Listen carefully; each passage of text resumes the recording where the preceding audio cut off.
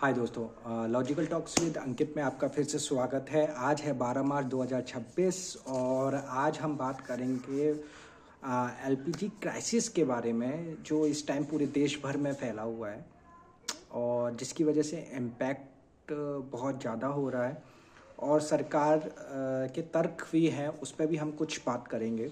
और हो सकता है ये वीडियो थोड़ा सा लंबा जा सकता है, लेकिन आज कुछ तर्कों पे और कुछ फैक्ट्स पे बात करते हैं। तो देखिए, सब सब जानते हैं कि इस टाइम ईरान इजराइल युद्ध अपनी ये कह लीजिए कि कंटिन्यूस वे उसमें चल रहा है, कोई कम नहीं है। और जिसमें नुकसान पूरी दुनिया का हो रहा है, ये भी आप ग्लोबल ऑर्डर्स पे भी हो रहा है।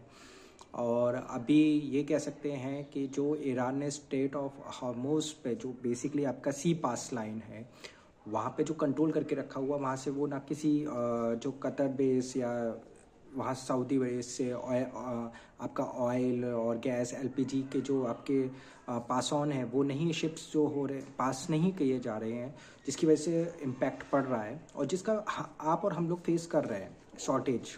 लेकिन अब जेन्युइनली बात यह है कि सरकार का ये कहना है कि देश में कोई शॉर्टेज नहीं है।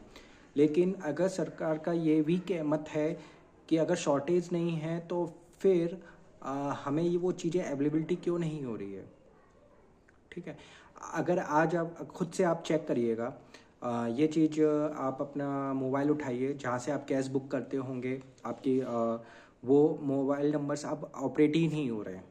सबसे बड़ा पॉइंट ये है। और वही फिर जब सिलेंडर आप कोई लेने जाता है या कुछ जाता है तो कह दिया जाता है कि आप उस नंबर पर कॉल करिए, बुक करिए, और फिर वही सिलेंडर काला बाजारी इतनी हो रही है कि प्लीज़ इस चीज़ को गवर्नमेंट को देखना चाहिए कि वो ज़रूर बोल रही है, लेकिन एट द ग्राउंड लेवल कालाबाजारी नहीं रुक रही है।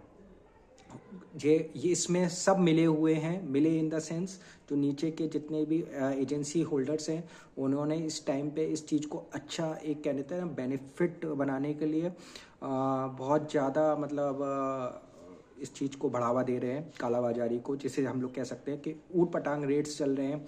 कभी 1500, जो 965, अभी सरकार ने खुद 60 रुपये बढ़ाया है at the end of the day. Commercial पे और ज़्यादा है, तो आप समझ सकते हैं कि कमर्शियल वालों के लिए भी कितना प्रॉब्लम है।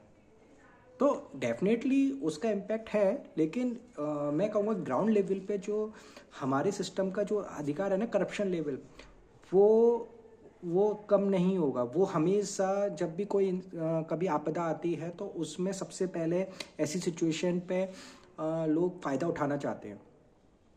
ठीक है, कोरोना के टाइम पर डॉक्टर्स हॉस्पिटल्स ने जब उस टाइम पे, सबको याद होगा क्या क्या होता था, ऑक्सीजन सिलेंडर्स की जो मारामारी होती थी। अब गैस सिलेंडर एक बेसिक नीड है, लोगों को खाना बनाना है। लोग आज के टाइम पे सबके डेली नीड्स पे निर्भर करता है। अगर वही चीज़ की किल्लत हो जाएगी, और जबकि सरकार इस बात को हमारा कह रही है कि नहीं है किल्लत, लेकिन वो किल्लत आपको एट द ग्राउंड दिख रही है, हमें दिख रही है। हम बुक नहीं कर पा रहे हैं, हमें बेसिक प्रॉब्लम्स हो रही हैं, फेस कर रहे हैं हम लोग।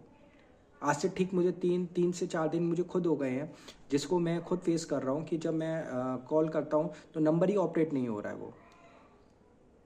ठीक है, तो कहने का मतलब ये है कि प्रॉब्लम है और जेन्युइन प्रॉब्लम है, और जो ग्राउंड लेवल पे चल रहा है, जो सरकार सिर्फ ऊपर ऊपर की बात करती है, वो ये सीधे सीधे कह देती है कि अपोजिशन इस बात को बढ़ा रहा है। लेकिन अपोजिशन अपना काम भी कर रहा है, वो कह रहा है कि आप ग्राउंड में तो चेक करो, और ये बात हम भी कह रहे हैं, हम लोग भी तो सपोर्टर हैं। लेकिन at the end of the day हम भी समझ रहे हैं कि प्रॉब्लम है, लेकिन प्रॉब्लम को, ये इस चीज़ को बढ़ा कौन रहा है। हमारे पास 10 दिन, हम लोग दुनिया में कुछ हो रहा है, हम 10 दिन नहीं झेल पा रहे हैं। ये बहुत बड़े फैक्ट्स हैं। एलपीजी क्राइसिस सबको पता है, एलपीजी क्राइसिस हैं क्या, लेकिन एलपीजी क्राइसिस का मतलब ये थोड़ी ना कि हम देश पूरी तरीके से वो बैठ जाएगा कि एक एक सिलेंडर के लिए बैठ जाएगा। चीज़ें ठीक होती हैं, लेकिन चीज़ों का हमें बैकअप प्लान है ही नहीं हमारे में। ये बहुत इतने सालों से हम लोग भी ये चीज़ों को देख रहे हैं, लेकिन एक चीज़ हम लोग भी समझ चुके हैं, और मैं भी समझ चुका हूँ, शायद आप लोग भी एक मुझे कमेंट बॉक्स पे बताइएगा, या फिर जिसको भी अगर ये वीडियो देख रहे हो, समझ रहे हो, तो मुझे भी अपना जो भी आपका थॉट हो वो मुझे मेरे साथ शेयर करिएगा, क्या मैं सही हूँ कि गलत हूँ। कि हम कभी भी दुनिया में कुछ भी होता है तो प्रॉब्लम में हम लोग at the end of the day हम लोग ज़्यादा दिन सर्वाइव नहीं कर पाते।